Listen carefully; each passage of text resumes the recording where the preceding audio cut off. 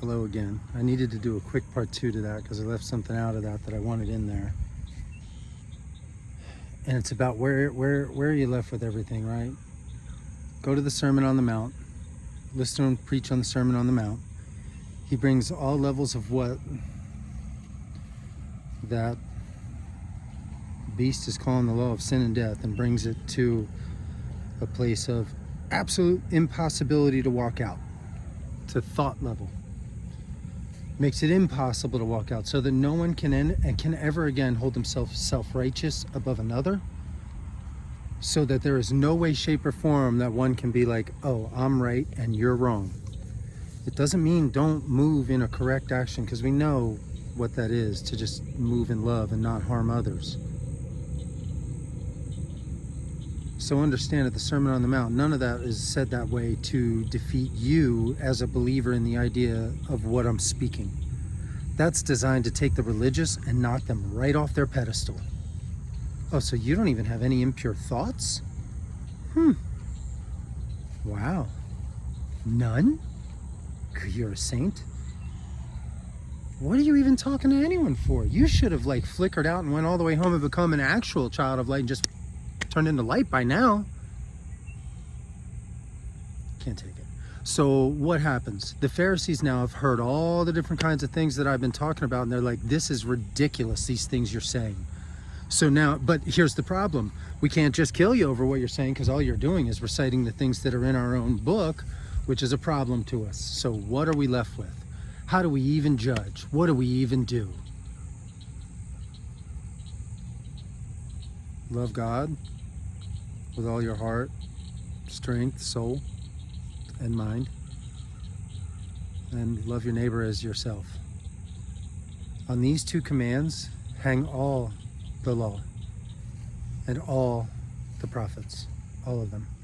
The law is love. It really, that's all it is. The law is love. We have to move in love towards one another. And I just want to give another example of the law is love and how important the words of Christ are. Go to the Mount of Transfiguration. Take a look at it. Look at what happens there. You have Christ. You have Moses. You have Elias. They're there. Moses is the law. Elias is the prophets. And Christ is there, and they're speaking on the Mount of Transfiguration. And they're there in spirit. And Peter and James and John are down there at the foot of the mountain. And Peter is looking up at everything, and he's like, man, this is amazing. And believe me, Peter loved the law and Peter loved the Lord. I'm telling you, there's some things that Peter had going on. I love Peter. But anyway, Peter looks up and he says, oh, it is good that we are here. Let us go get other tabernacles let us make 3 tabernacles so that we may serve Moses and Elias also. And then the voice from heaven speaks again. And after that loud boom, Moses and Elias are gone. Because right after man gets down to serve the law or the prophets over Christ, or even make them equal, or even bring them in the same ballpark, the Father speaks, Moses and Elias are gone, and the Father says, this is my son, hear him. He didn't say hear them, because they were there. He said hear him. You better hear him. He's the truth. And again, I'm not taking away the law and I'm not taking away the prophets. They were on that mountain. You better filter it all through him, not them. Hear him. If you don't understand what I'm saying, what it's time to do is listen to what I said in an earlier video.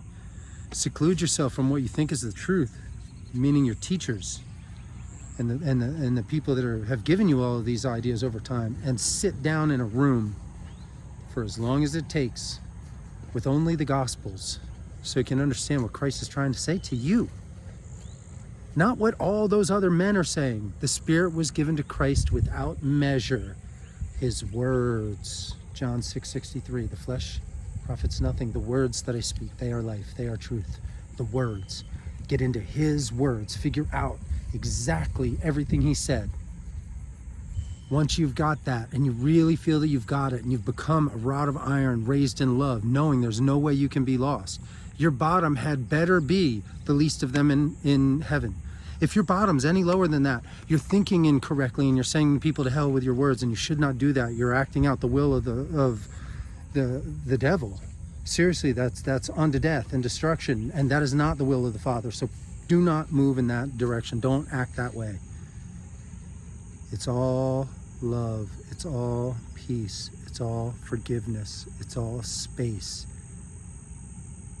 Because it's all really hard down here.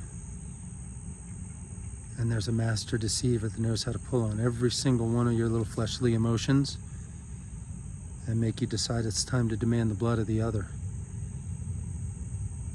Like I talked about the 3 Abrahamic religions and then atheism. I mean, how about, pick your poison of your fake God.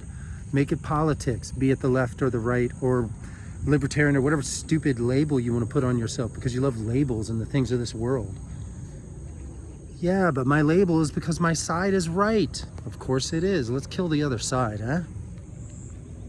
Come on, guys. Come on. Do a civil war. Come on, do it. Move in love. Move in love, please. Seriously. And they're going to do what they're going to do, but you can wake up. Because this change happens one heart at a time. One heart at a time from the inside out. I love you all. Be blessed today.